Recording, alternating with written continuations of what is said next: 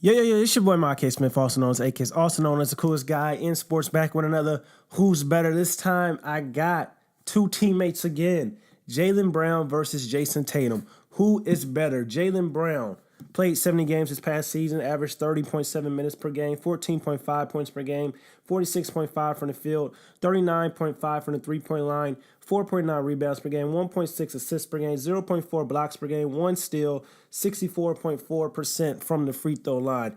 Jayson Tatum played 80 games this year, averaged 30.5 minutes per game, 13.9 points per game, 47.5% from the field, 43.4% from the three-point line, 5 rebounds per game, 1.6 assists per game, 0.7 blocks per game, 1 steal, 82.6 from the free throw line.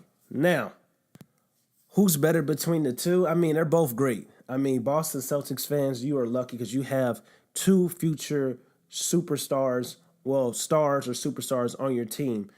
But if I had to pick one, I got to roll with Jayson Tatum over Jaylen Brown simply because Jayson Tatum has a higher ceiling. Jayson Tatum is fundamentally near perfect already, and he was a rookie this past season. Also, we've seen Jayson Tatum rise to the occasion in the playoffs. His numbers increase, his stats increase, and also the big moments and the big shots, and even baptizing LeBron James like the way he did in Game 7 in Boston.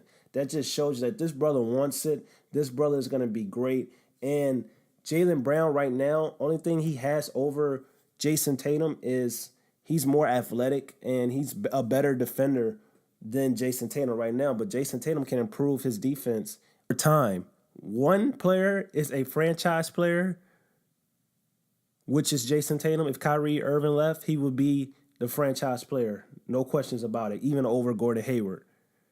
Jaylen Brown is a star, but he will always be probably better as the number 2 option or number 3 option on a championship caliber team. Jayson Tatum has MVP type potential.